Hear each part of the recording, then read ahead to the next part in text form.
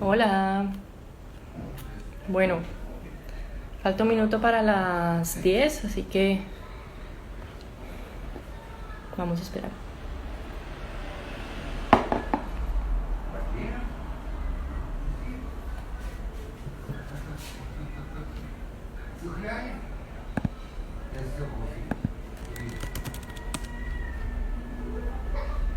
Hola. Falta un minuto para las 10, así que vamos a esperar un poco bueno, que llegue Manu primero.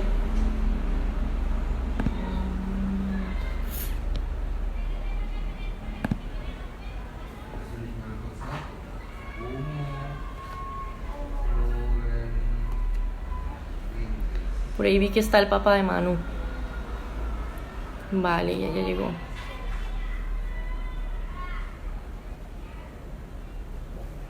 Hola, Manu.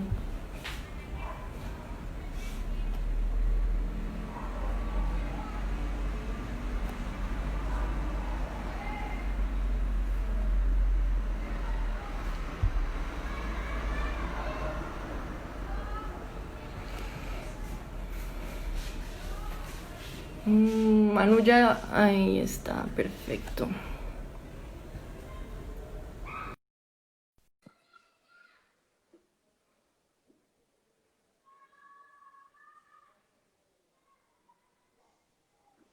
Hola. ¿Qué tal? Bien, ¿ya funciona? Ahora sí, algo pasó con el internet. Ok. Por ahí está tu papá. Sí, ya lo veo. El papá de Manu.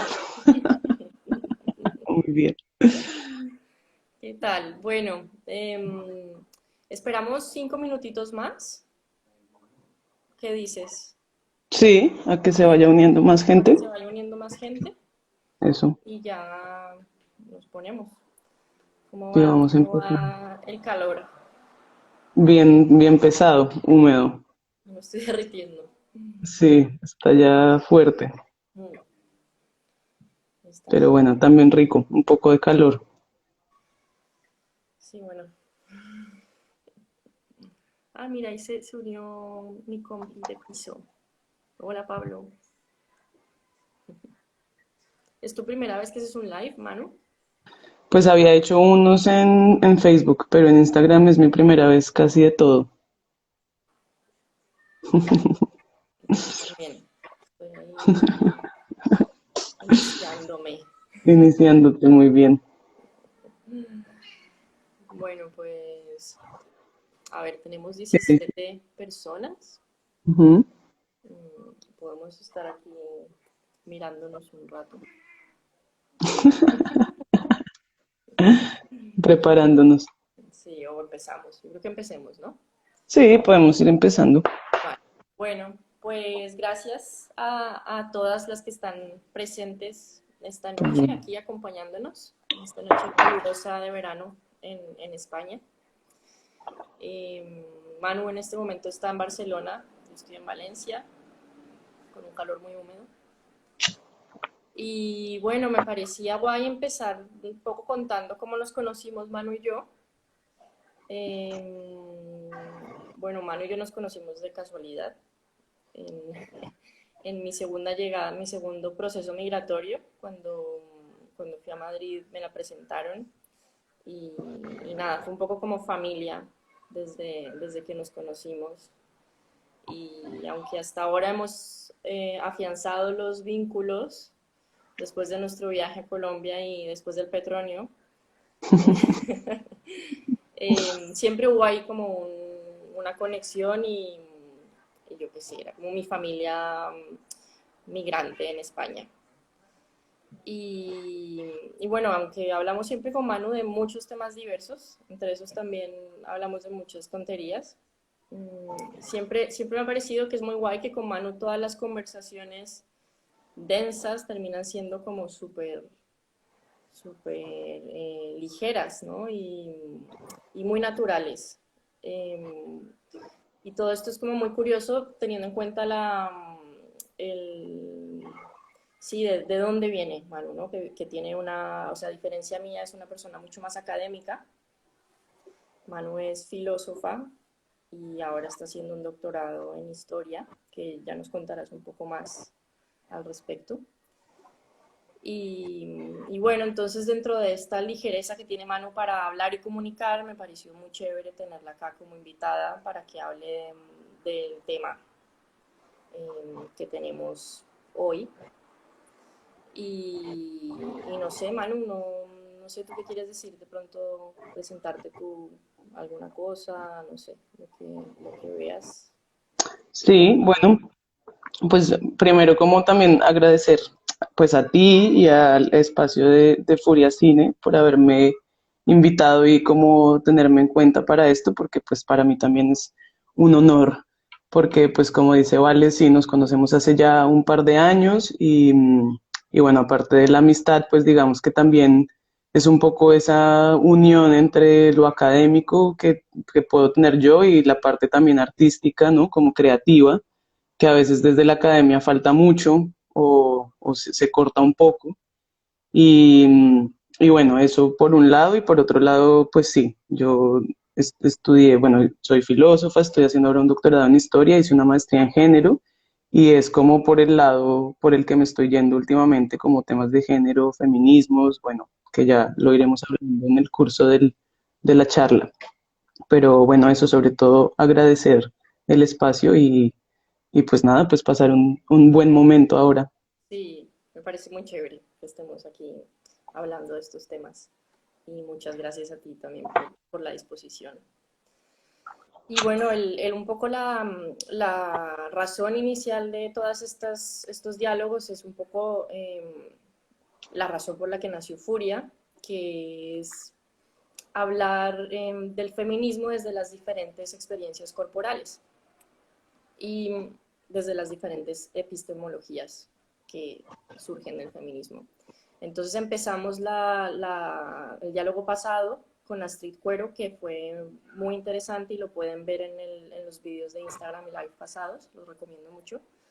Y bueno, ahora estamos con Manu y tenemos muchas más conversaciones que la idea es hacerlas cada 2 semanas. Entonces, nada, pues invitadas a seguir este proceso que para nosotras es una cosa nueva y estamos súper contentos. Y bueno, ya nos metemos con el tema también por respetar un poco nuestros tiempos y el de nuestros invitados. Yo quería empezar un poco toda como todo el tema, como preguntándote a ti, ¿cómo te articulas tú? O cómo fue tu llegada al feminismo y cómo te empezaste a articular dentro del feminismo y, y al activismo también. Bueno, pues en realidad creo que mi llegada al feminismo, a mí me gusta siempre más llamarlo los feminismos porque pues sabemos que son muchos, ¿no? Son muchas corrientes también. Fue un poco como, digámoslo así, por accidente, aunque no por casualidad, pero yo llegué más por el tema, pues no quiero decir LGBT porque justamente ahora voy a explicar por qué no, pero digamos que sí, por mi propia experiencia al ser una mujer lesbiana, o boyera, o arepera, o como lo queramos llamar, ¿no? Eh, que bueno, siempre fue un tema que me cruzó existencial y luego un poco como tratando de encontrar respuestas frente a eso que en su momento era diferente, que hoy en día pues ya es también distinto, pero digamos que pues te haces muchas preguntas que quedan en ti y yo empecé a encontrar como discursos y teorías y movimientos y bueno, ¿no? Como que empiezas a darte cuenta que tú no eres la rara. Y por ahí pues empecé también un poco con el tema del feminismo y el tema de mujeres y bueno, además yo vengo de una casa de mujeres, entonces siempre fue también como una fuerza femenina muy presente. Y digamos que ya después en términos teóricos, pues empecé a encontrar como muchas voces, ¿no? De lo que nos pasa a las mujeres o más a las subjetividades feminizadas, porque también ya hablaré más de eso, pero que no es tampoco la categoría mujer como tal, ¿no? Porque incluso en esta experiencia del tener, digamos, un deseo por otra persona de lo que se considera tu género o tu sexo, pues también te hace muchas veces estar como o no tener las mismas experiencias que cuentan otras mujeres, llamémoslo así, ¿no? Entonces también muchas veces quedas como fuera de eso y te preguntas, bueno, entonces ¿qué, no? Como un poco la pregunta que se hacía Sojourner Truth, esta papá, ¿no? De, ¿acaso no soy yo una mujer? Entonces también, digamos que por ahí empecé a entrar como en el tema del feminismo, como casi todas, porque no todas, las mujeres que entramos en los feminismos, pues entré por lo que se sabe a primera vista, que es el feminismo pues de la primera ola, de la segunda ola, ¿no? Las sufragistas, las que luchaban por los derechos, las que pero luego también en la experiencia migratoria acá en España, pues empecé a encontrar otros discursos que se cruzaban con otras realidades que bueno, me ha dado como muchas más luces también de en dónde ubicarme, ¿no? Y hoy en día, pues sí, sí me considero una persona feminista, creo que sí, que no sé en un futuro qué pasará con eso, porque no sé qué va a pasar con el feminismo, pero en este momento creo que sí es un movimiento que tiene muchas respuestas, ¿no? Sí, muy diverso. Sí, Y cada vez se va diversificando aún más, que es exacto. lo que hace que sea tan rico. Em, bueno, hay una pregunta de esto que a propósito de lo de bolleras, tortilleras, areperas. Y es como, ¿cómo te nombras tú dentro de estos feminismos? Bueno, yo tengo acá copiado un pedacito del texto que estuvimos revisando que escribiste, pero pues quiero que tú lo digas porque me gusta un montón.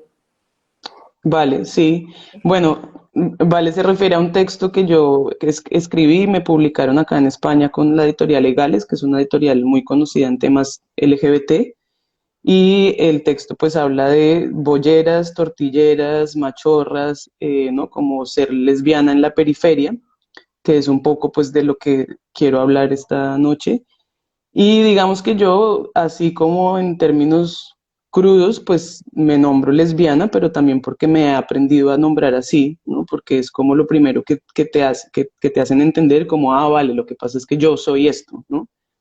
Hoy en día, bueno, después de mucho trabajo y un poco también de activismo, como tú lo mencionabas, lo veo muy diferente porque también el movimiento LGBT, ¿no? Que ha cooptado como muchos de estos discursos y existe un concepto muy importante que se llama el pinkwashing, ¿sí? Como, no sé muy bien cómo se traduciría en español, pero digamos que es como el baño rosa, no sé, como... em, y digamos que a partir de ahí empecé también como a ver que había en este movimiento LGBT como una cosa de cómo tiene que ser una persona LGBT, ¿no? Cómo tiene que ser un hombre gay, cómo tiene que ser una mujer lesbiana. Y luego hay muchas experiencias y muchas realidades de mujeres que no pasan por ahí, que no están necesariamente encasilladas en esas categorías. Y ahí aparecen como estos otros nombres que en principio son nombres peyorativos, ¿no? En Colombia, por ejemplo, pues a las mujeres lesbianas se les llama areperas. Bueno, tenemos acá las bolleras, ¿no? Tortilleras. El otro día me contaban que en República Dominicana las llaman pájaras, que además me pareció un nombre muy bonito, ¿no? Como llamarse pájara. A partir de hoy podría nombrarme así. Eh, pero sí, es decir, como que me gusta mucho la idea de reivindicar esos nombres que han sido peyorativos, ¿no? Que fue un poco también lo que trató de hacer la teoría queer, pero que también a mi juicio ha sido un poco cooptada por el mercado, ¿no? Sí, total. Porque en últimas eso es lo que también termina pasando y lo hemos visto también con el orgullo que acaba de pasar. Y bueno, pues se ondean banderas de arcoíris por todas partes y todos somos gay friendly y en todos los lugares se empieza, o bueno, no en todos los lugares, ¿no? Hablo muy situadamente desde acá, Ujú. ¿no? Entras a cafés, entras a bares y tienes la bandera y se pueden ver hombres cogidos de la mano, mujeres, pero también esos sujetos o esas subjetividades tienen que tener unas características muy específicas, ¿no? Entonces la pregunta es, bueno, ¿y dónde están esos otros, esas otras, esos otros que no necesariamente se nombran desde ahí, que no se categorizan también un poco desde un mercado de lo LGBT, ¿no? Ujú. Claro, Manflora, sí. desde la moda, lo que se va volviendo Sí, se va volviendo un poco como moda también, ¿no? socialmente aceptado. Exacto. Y no sé, yo pues pensaba mucho en el proceso de gentrificación, ¿no? Como al final hay una gentrificación de los cuerpos en el que de pronto esto está bien visto y empezamos a ser parte de este nombre o de, este, sí, de esta manera de nombrarnos, Claro, ahí por porque, ejemplo, dime. no, porque nos facilita el acceso a otros lugares, de pronto las cosas empiezan a articularse quizá de una forma más fácil, pero no todas las personas siempre pueden hacer parte de estos nombres, es que no sé cómo decirlo, ¿no? Como de estas nominaciones cool de moda. Entonces Ujú. siempre hay como los disidentes, las disidentes, ¿no? Y de pronto como el sistema hegemónico va volviendo, como tragándose a estas personas, volviéndolas otra vez socialmente aceptadas, pero siempre hay como cuerpos que no pertenecen y que nunca van a pertenecer. Entonces, esto pues me interesa un montón en cuanto a eso, a la lectura que habíamos, que escribiste, y cómo el sistema lo que hace es tragarse las identidades dentro de, al hacerlas socialmente aceptables, es como minimizar completamente la diversidad de esos cuerpos, aunque supuestamente lo siga haciendo, ¿no? Pero Ujú. al final, no. Claro, eso es un poco, ahora que dices lo de tragarse, ¿no? Que es toda esta idea también de la antropofagia cultural, que no, que es un tema que está trabajado por antropólogos y bueno, mucha gente, no es una cosa mía, digamos, no lo estoy inventando yo, pero que da muchas luces para entender esto, ¿no?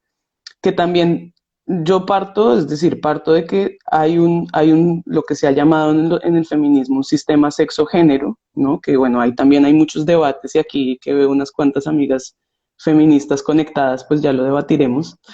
Eh, pero digamos que es como lo que se ha aceptado un poco desde la teoría y este sistema sexo-género, pues es un sistema que es o ha sido también un sistema occidental, ¿no? Impuesto y ahí también un poco desde lo de colonial, ¿no? Hay muchas autoras, bueno, autoras nigerianas y también indígenas en Latinoamérica, etcétera, que han trabajado mucho el tema de cómo con la colonia llegó este sistema, ¿no? Y el sistema lo que quiere decir es, por un lado, lo que tú estás planteando, es decir, hay sujetos, hay cuerpos, existen, es materialidad, no es que sea una cosa abstracta, etérea, pero están leídos siempre desde una cuestión sexual, refiriéndose sobre todo a lo biológico, y que se refiere además puntualmente a la capacidad de reproducción y la capacidad sobre todo reproductiva de las mujeres, ¿no? En últimas, si uno va a ver en las luchas de los distintos feminismos, es una lucha también por la autonomía del cuerpo, que no se logran a todos los niveles, porque lo que tú estás diciendo en este momento es verdad, y que hay, por ejemplo, el tema de lo interseccional, o sea, de cómo se cruza con otras realidades corporales, pues es importante, ¿no? No es, ya sabemos, no es lo mismo ser una mujer blanca, heterosexual, ¿no? Digámoslo así, europea, no sé, con un trabajo asalariado, que ser una mujer negra, con de pronto una discapacidad corporal, lesbiana, bueno, etcétera. O sea, que esas realidades que se cruzan tienen una implicación en, en los cuerpos y una realidad digamos, en lo material histórica, que no solamente es de este momento, ¿no? Sino que además se carga una historia, o sea, los cuerpos cargan una historia. Y luego aparece el tema del género, que fue lo que se trabajó durante mucho tiempo en el feminismo, ¿no? De cómo se representan esas sexualidades o ese sexo, no quiero decir sexualidad porque ahí es otro tema, en el rol cultural, ¿no? Es decir, cómo nos enseñan a nosotros a performar, o sea, actuar ese sexo que se nos fue asignado. Entonces, si a mí me dicen, tú eres una mujer, ¿no? Naces niña, pues ya creo que también lo sabemos, ¿no? Como, entonces, pues por poner los ejemplos así como más simples, pues tienes que jugar con muñecas, ¿no? Entonces, si eres niño, pues te vas a vestir de azul, etcétera. Pero luego de ahí, pues la cosa se va complejizando mucho más y es una relación que no solo implica un rol, sino es una relación con tu entorno, contigo misma, ¿no? Porque mucho de lo que se está haciendo hoy desde el feminismo es también, por ejemplo, el rescatar o el empoderarse del deseo femenino, ¿no? Es decir, como vivir la sexualidad femenina, por ejemplo, para nosotras mismas y no para un otro, que muchas veces o que se ha enseñado así. Y ahí aparece otro eje fundamental para mí, que es últimamente como en lo que más estoy trabajando, que es lo que muchas teóricas también han designado, han denominado la heterosexualidad obligatoria o el régimen heterosexual. Y ahí, por ejemplo, está, bueno, Monique Wittig, Adrián Rich, Ochi Curiel también tiene un par de textos muy buenos al respecto. Y la heterosexualidad obligatoria no implica, no es un tema de hacia quién se dirige mi deseo, ¿no? Sino de cómo nos enseñan a relacionarnos mujeres con hombres, hombres con hombres, ¿no? Mujeres con mujeres, teniendo en cuenta que este sistema sexogénero del que estoy hablando además es binario, ¿no? Es decir, solo presenta dos tipos de subjetividades, que es el ser hombre y el ser mujer. Y fuera de ahí queda todo, pues sí, por fuera, ¿no? Es decir, Claro. y que lo que se ha tratado de reivindicar desde esas otras subjetividades es como, vale, pero hay personas que en los años 70, 80, y me corrigen si lo digo mal, pero las lesbianas, las feministas lesbianas también dijeron en los círculos de feministas, bueno, ¿y qué pasa con las lesbianas, no? Estamos hablando de la igualdad entre hombres y mujeres, de la autonomía sexual frente a los hombres, de las relaciones, los matrimonios, ¿no? ¿Y qué pasa? Entonces las mujeres lesbianas también empezaron a sentirse como, vale, esto es un tema que a mí no me cruza, ¿no? Tú ve y peleas con tu marido porque cuida a los niños y lave la loza. Este no es mi problema. Y se ve un poco lo heteronormativo en el sentido en que también muchas mujeres feministas, y hoy en día yo me atrevo a decir que sigue ocurriendo, dijeron como, ah, no, ese es un problema de lesbianas, ¿no? Entonces, lo normativo se ve en que las mujeres lesbianas, o vamos a decirlo, bolleras, ¿no? Areperas, etcétera, tenemos que meternos en las luchas muchas veces de feministas heterosexuales o heterocentradas o incluso cisgénero, ¿no? O sea, que se identifican con ese sexo que les fue asignado, cuando hay otras realidades que quedan como relegadas a esos grupos específicos, ¿no? Pasa con lo trans también, por ejemplo. Claro.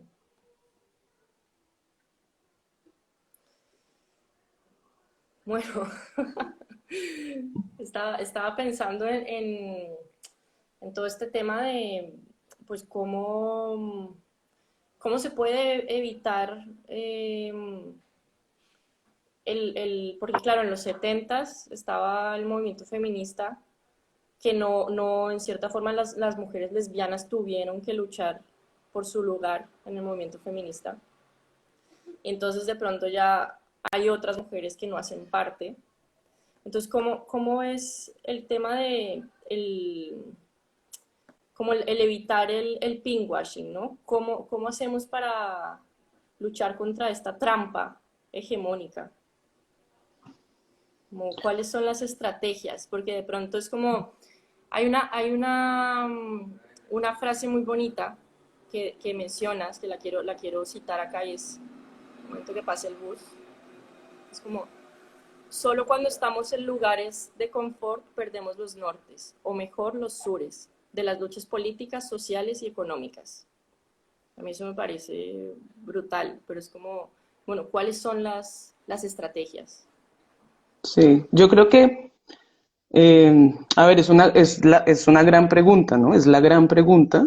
Y eso que tú dices, todo lo que hemos hablado del pinkwashing, pues es también un poco esa cooptación que hace estos discursos el sistema capitalista y pues sí, el neoliberalismo, ¿no? Es decir, hoy en día, pues eso, vemos también las camisetas que se venden, ¿no? De somos feministas y también se publica cualquier tipo de cosas y bueno, mucha gente nos nombramos feministas y que no está mal, obviamente que no es que haya que tener un carnet de feminista y probar un montón de cosas para que seas aceptada, porque yo creo que tampoco va de eso. No. Pero yo creo que sí es un tema, a mí, por ejemplo, sí la interseccionalidad es algo que me ha ayudado mucho a entenderlo, como entender esos cruces con otras matrices de opresión, ¿no? Porque entonces no se queda en un tema de lo que le pasa a las mujeres y lo que le pasa a los hombres, que es lo que yo creo que es de donde hay que salir. Y luego también esas otras categorías que han servido, porque han servido, han sido luchas reivindicativas y en algún momento ha sido importante nombrarse lesbiana, nombrarse gay, nombrarse bisexual, bueno, no sé, Eh, Ha sido importante, pero lo que yo sí pienso es que o las identidades no pueden aprisionar, ¿sí? Es decir, encontrar una identidad desde la que se lucha no puede generar tampoco una zona de confort en la que aquí estamos, ¿no? Sobre todo porque estamos hablando de unos temas que son también muy sutiles, ¿no? Es decir, estamos hablando de sexualidad, estamos hablando de género, y por eso también yo nombré la charla Migración y las fronteras, que ya voy a explicar un poco más por qué el título. Pero si uno va a pensar, por ejemplo, en el deseo, pues el deseo es movible. Y yo sí pienso, o sea, yo sí me posiciono un poco teóricamente y existencialmente en que el deseo también ha sido entendido y educado culturalmente.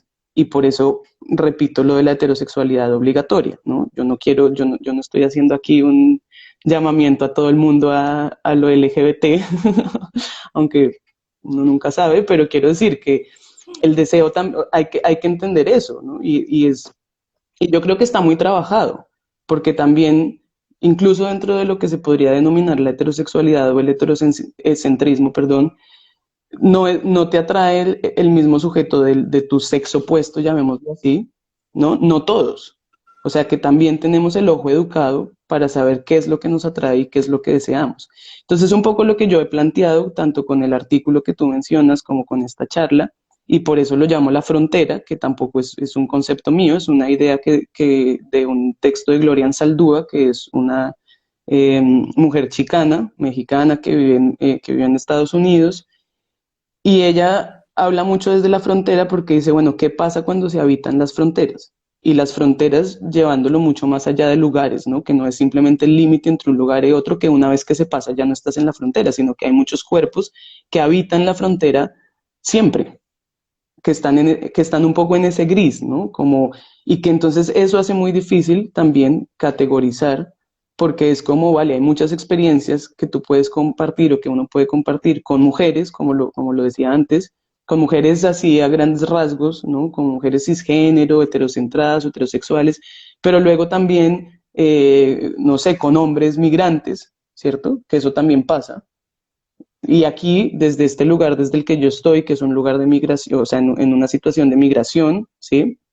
Con privilegios también, porque tampoco voy a decir que no hay migraciones mucho más difíciles, pero también muchas veces te encuentras con luchas donde tú dices, yo tengo más en común en esta lucha política con estos sujetos masculinos, por llamarlo así, o estos hombres, qué sé yo, negros, latinoamericanos, ¿no? Que están barriendo las calles, que están limpiando los baños, que están no sé qué, que con unas mujeres específicas que están luchando por el aborto, que estoy en ambos lados también, ¿no? Porque no se trata de escoger, yo creo que eso también es importante, o sea, se trata de entender que la realidad siempre es mucho más compleja que la teoría, y que la teoría nos sirve para tratar de interpretar y leer esa realidad, pero la teoría tiene que moverse muy rápido, ¿no? Y no sabemos qué va a pasar más adelante. No sabemos, por eso decía al principio, yo me nombro como feminista, no sé más adelante qué va a pasar porque no lo sabe nadie,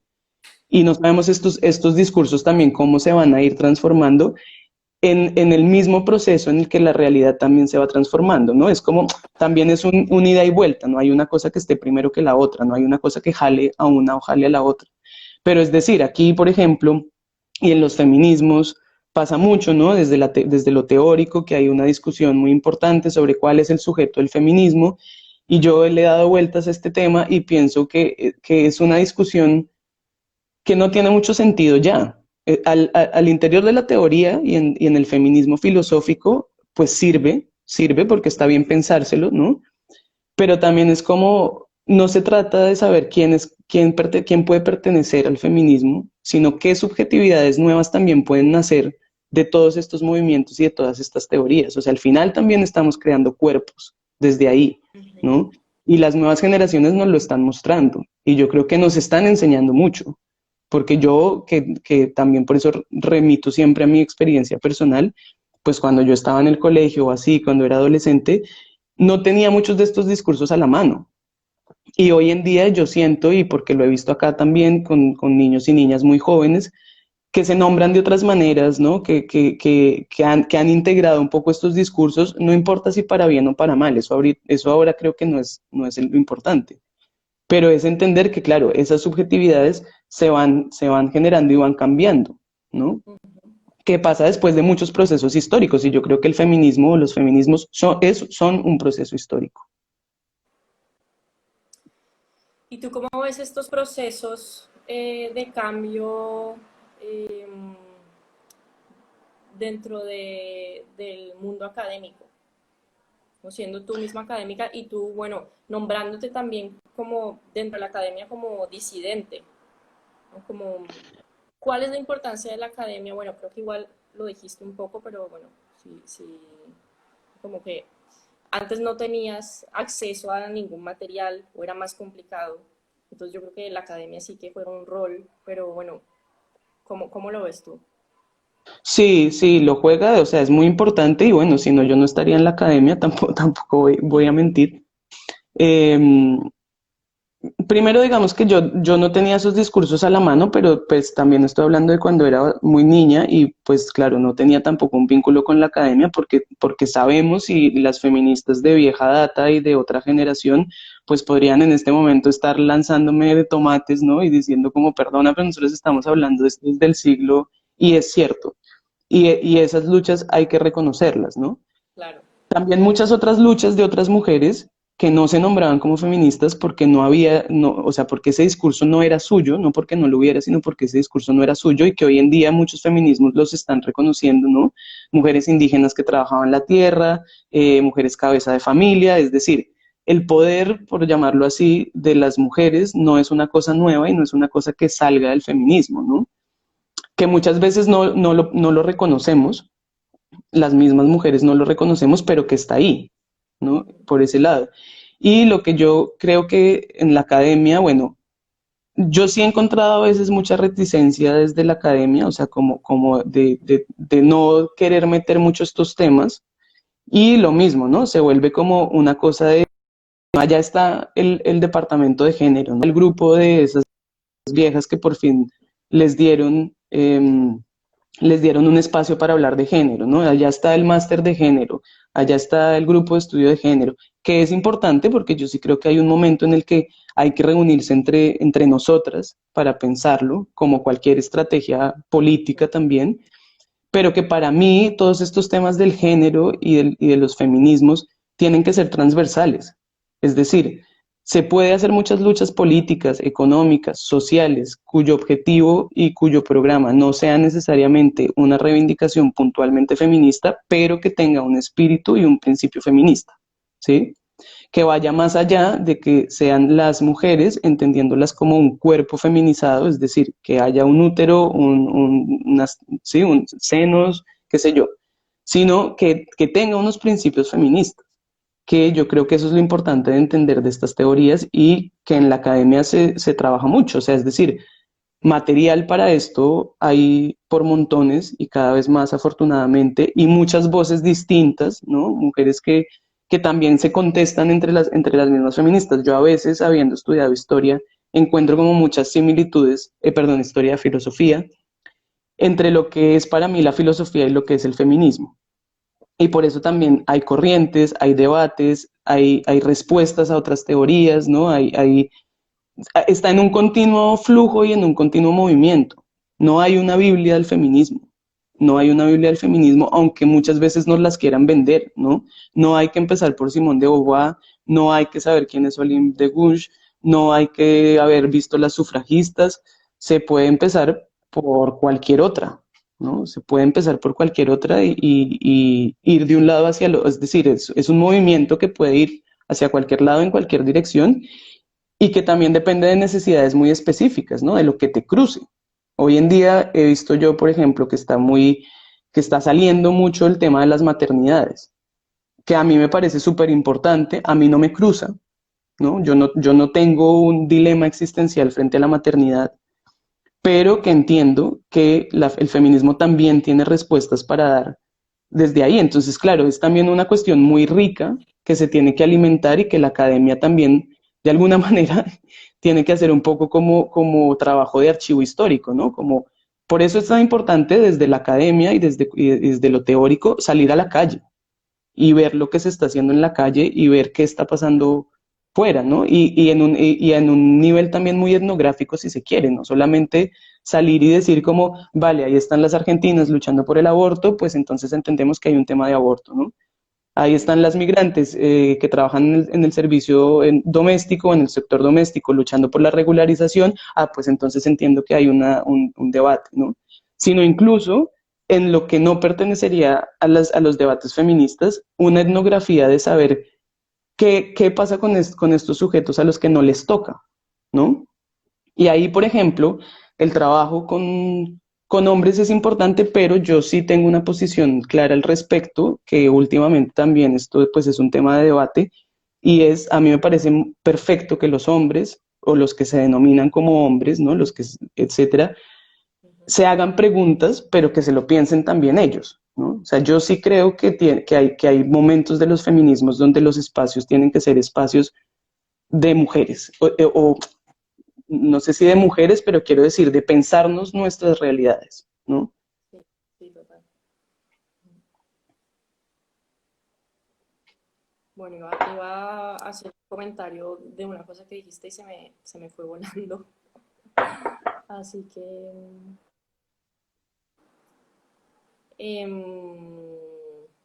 a ver, ¿dónde nos podemos meter ahora? Bueno, si Espera. quieres igual, Hubo una cosa que dijiste que tenía ahí como, y se me voló. Espérame, bueno, vendrá. Em, vale, vale, ok, ya lo tengo, me vino. Sí, a propósito del todo el tema de las maternidades, que bueno, no es por promocionar Furia, pero justo estamos trabajando en hacer un conversatorio con varias mujeres. eh, Va a ser no la siguiente, sino la que viene después, o sea, en dos. Y estaba leyendo cositas por ahí y hubo un texto que encontré, bueno, un fragmento de María Llopis de su texto de maternidades subversivas, donde habla justamente este tema de que la maternidad, como dijiste a mí, la maternidad no me atraviesa, pero justamente creo que es un problema como no solo en cuanto a la maternidad, sino en cuanto a otros cuerpos, ¿no? Y otras vivencias. Y o sea, remitiéndome a la maternidad, es como, o sea, ¿por qué la maternidad de otras mujeres no nos atraviesa? ¿Por qué no nos puede atravesar la crianza colectiva, ¿no? Comunitaria, como al final a ti no te ha atravesado, pero tú has tenido una experiencia muy cercana, entonces sí que te ha atravesado, ¿no? Entonces como, si no es mi hijo, pues yo no me meto ahí, ¿no? Como, y en realidad hay muchas personas construyendo estas crianzas y por tanto,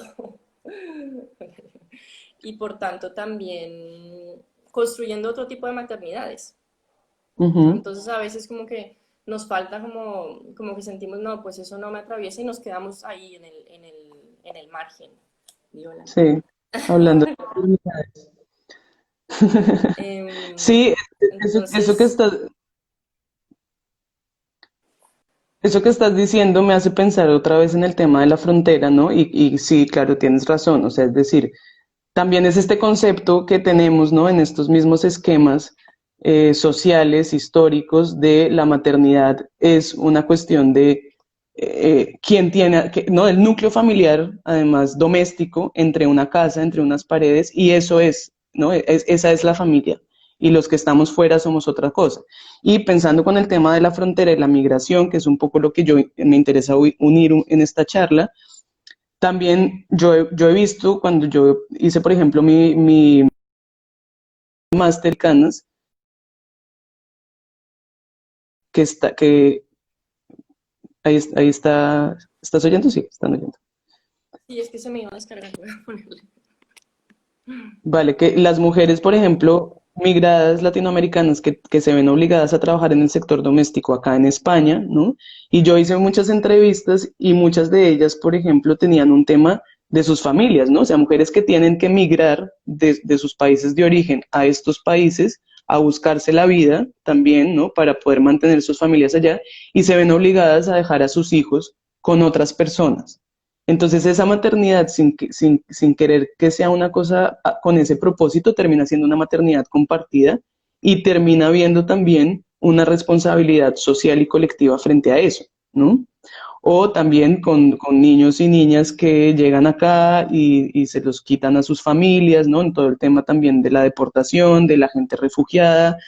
Bueno, que en la migración también se cruzan todos estos temas, ¿sí? Sí. Y en la migración también lo empezamos a ver y muchas veces ocurre, ¿no? Pasa, por ejemplo, acá con los refugiados que vienen de países africanos, que en su mayoría además son hombres, por otros temas que también se pueden tratar en diversas charlas y que hay también mucho escrito al respecto, pero que también pues terminan sufriendo muchos de esos sistemas de opresión, ¿sí? Incluso más que algunas mujeres que pueden ser consideradas mujeres blancas, de clase alta, etcétera, ¿no? Por eso ese tema de la interseccionalidad me parece que hay que tenerlo siempre presente para cualquier análisis social que uno haga y y que a lo mejor también se va a ir moviendo teóricamente, ¿no? Y también se va a empezar a hacer un debate al respecto, ya se está haciendo, incluso sobre si llamarlo interseccionalidad o imbricación de matrices de opresión, como de distintas formas, pero que es finalmente lo que termina cruzando los cuerpos y que los cuerpos que habitan las fronteras, y vuelvo un poco a la idea de esta antropofagia cultural,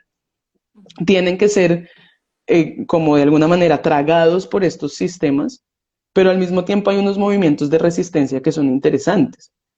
Y yo lo veía, por ejemplo, en Madrid, lo vi, pero también lo escuché de compañeras feministas que trabajaban este tema, por ejemplo, de barrios, ahora que hablabas también de la gentrificación en algún momento, de barrios que van empezando a volverse guetos o que los van empezando a volver guetos, ¿no? El barrio latino, el barrio chino, y que empiezan también a reforzarse muchos de los estereotipos que hay con estas subjetividades. Entonces, claro, los latinos son bulliciosos, ¿no? Son peligrosos, tienen pandillas, tienen no sé qué. Y entonces, por ejemplo, cuando ocurre en un barrio de estos que llega la policía, pues la policía llega realmente a, a saco, ¿sí? Es decir, llega realmente con violencia, que no es lo mismo que si llegan a un barrio, eh, bueno, no sé, de otras características, ¿no? Entonces, esas subjetividades permanecen en la frontera. Y luego también aparece un tema que es muy importante y es quiénes tienen el derecho a habitar la ciudad, ¿no? Y quiénes no, y de qué manera se puede habitar la ciudad, ¿no? Ujú. Porque existe un miedo, también existe un miedo. ¿Qué hago yo si soy una persona indocumentada y tengo que caminar por las calles, ¿no? O qué hago yo si soy una mujer y tengo que caminar por las calles, que esto las mujeres también lo sabemos muy bien, y por eso yo repito que los feminismos y las realidades de mujeres tienen mucho que aportar a muchas de las problemáticas políticas y económicas, micro y macro también, de la macropolítica también, porque hemos pasado por esas realidades, ¿no? Entonces, si te pongo un ejemplo concreto, pues eso, ¿no? Si hay un hombre, eso, negro, que dice como, uy, no, yo no paso por allá porque siempre está la policía y me van a parar y me van a, sí, y me da miedo habitar estos lugares, muchas veces las mujeres vamos a decir, yo entiendo porque a mí también me da miedo, no que me pare la policía, tal vez, que me violen, ¿no? Porque al final también un poco el tema, y ahora veía en los comentarios que alguien ponía machismo entre signos de interrogación, se sigue resumiendo, y aquí pues se hará el debate otra vez entre todas las colegas feministas por ahí, pero yo sí siento que se sigue resumiendo al tema de habitar un cuerpo de mujer, es habitar un cuerpo que pertenece a muchos, y a muchos me refiero en lo concreto, ¿no? A muchas personas que pueden abusar de ti directamente, pero también a un sistema político y económico, a un sistema político y económico de la reproductividad de la vida y luego de la reproductividad del trabajo también. También de lo material, ¿no? Porque no solamente es como, no es el cuento de la criada, ¿sí? Esto no es que no sé si lo han visto, lo han leído, pero bueno, este libro famoso de Margaret Atwood, que luego se volvió una serie, que es como, es también una distopía, ¿no? Es decir, y vamos a convertir a las mujeres en productoras de vida y las vamos a encerrar en granjas, tipo esto, ¿no? Para que reproduzcan la vida. Y entonces eso nos suena como, están locas, ¿no? Esto no va a pasar nunca. Vale, ha pasado. No lo hemos visto tanto, pero ha pasado. Pero luego hay otro tema de esta reproductividad de la vida que se nos impone a las mujeres, que es en el ejercicio, por ejemplo, del trabajo de hogar, que es muy importante, y que hay muchos movimientos colectivos que están impulsando, por ejemplo, el tema de que esto sea remunerado, el tema del sector doméstico, ¿no? O sea, es decir, la vida, la vida no se Por favor, reproduce. cierra un poco por fin, que hay muchísimo ruido. Ya. Perdón, Sí, la Manu. vida, tranqui- la vida no solo se reproduce en lo biológico, sino se reproduce también, vuelvo y digo, en lo material y en lo cotidiano. Y que esos trabajos suelen estar feminizados, incluso cuando los hacen hombres, ¿no? Y vuelvo también un poco, y perdón que me extienda con esta respuesta, pero vuelvo un poco también, por ejemplo, al tema de lo colonial. Porque, ¿qué pasó en ese encuentro colonial? Y es que también, por ejemplo, los hombres indígenas fueron feminizados en el sentido de lo negativo, ¿no? Es decir, era lo servicial. Y que pasa por un tema también de estereotipos corporales.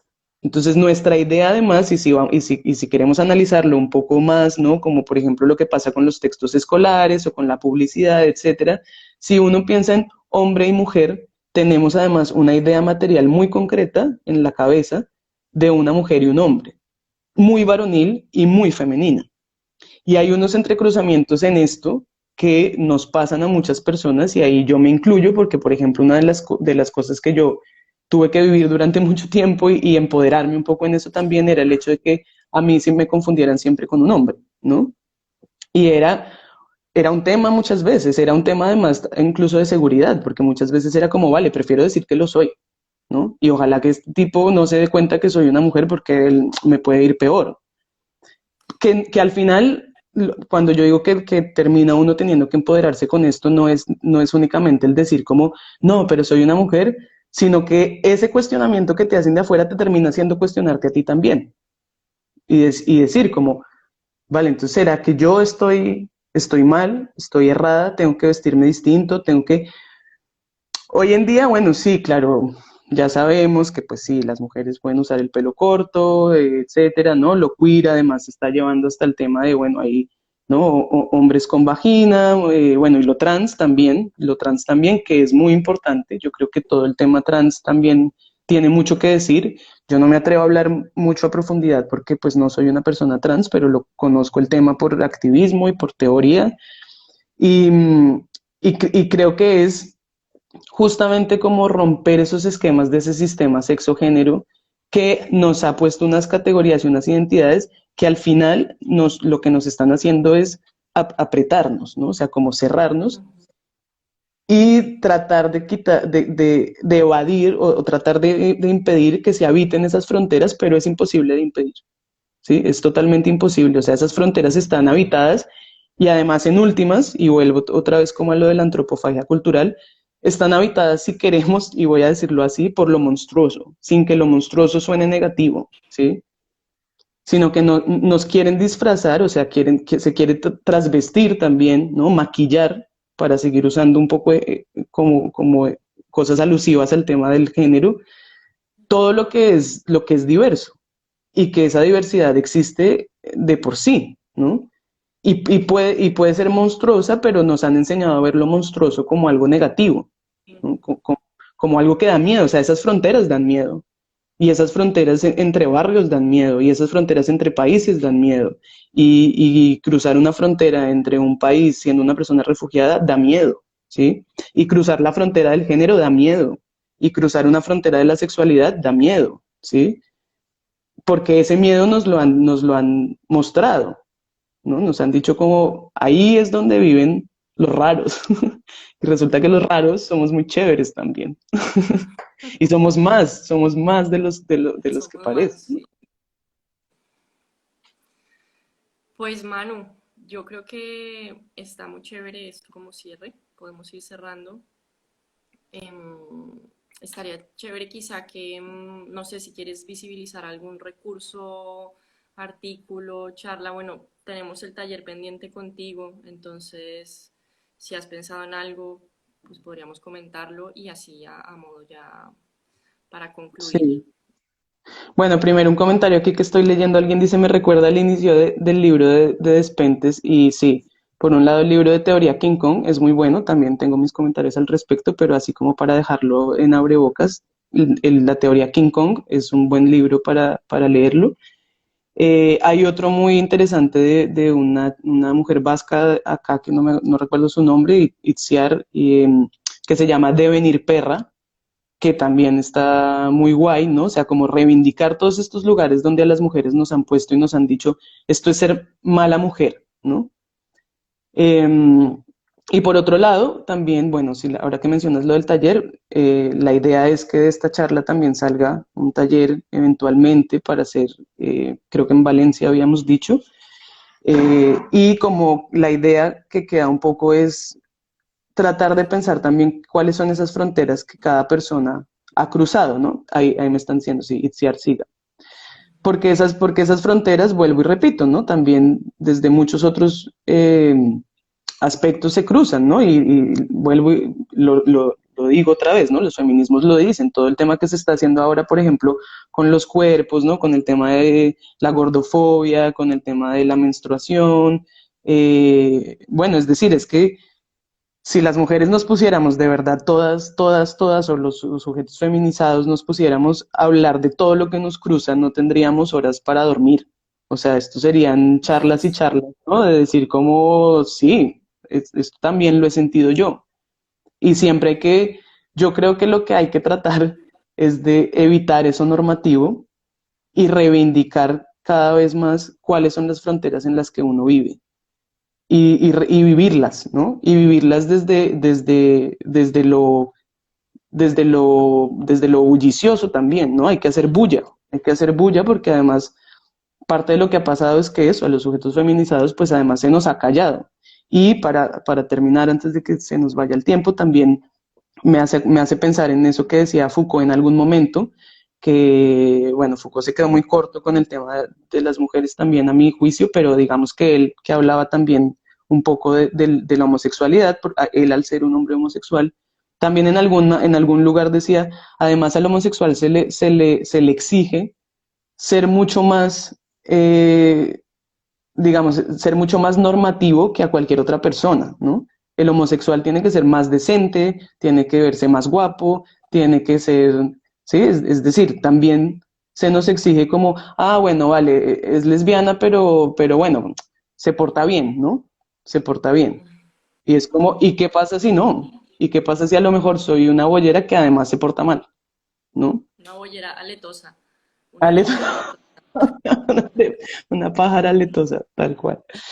Y bueno, eso sí, es como luego de pronto puedo ahí en Instagram dejar algunos textos o sugerencias o sí, Claro, si alguien eso te sería llama. muy chévere, ir compartiéndolos. A mí me gustaría de alguna manera poder también compartir el texto sobre el Claro, que mi texto. estoy trabajando un poco. No sé si lo tienes, eso sí se puede compartir de forma Sí, abierta. sí, sí, Vale, sí, genial, lo pues compartimos. ponemos el link después. Y el taller Serpiente de Río, que habíamos mencionado que se haría en Valencia, creo que se puede hacer en Valencia, pero también con una modalidad que funcione virtual, Ujú. ¿no? Yo creo que eso sería interesante, encontrar la manera para que la gente que está acá pueda ser partícipe y también gente que está en otros lados. Entonces, bueno, hay que darle una vuelta a eso. Pero bueno, pues muchas gracias, Manu. Bueno, Chévere, muchas como gracias. siempre, escucharte porque me encanta escucharte. Y creo que todas las personas también lo disfrutaron mucho. Y queda ahí en el Instagram Live el vídeo. Y bueno, la idea pronto es descargar todos que no hemos podido y subirlos a YouTube para que ya quede para la gente que no tiene Instagram, para que queden ahí abiertos. Eso. Bueno, pues muchas gracias Gracias, también Mita. y gracias a todas las personas que lo vieron, por ahí comentarios de amigas que veo, todas muchos besos. Y bueno, pues nada, en otra ocasión nos volveremos a ver. Un abrazo. Claro. Bueno, un besito. Te quiero. Yo a ti.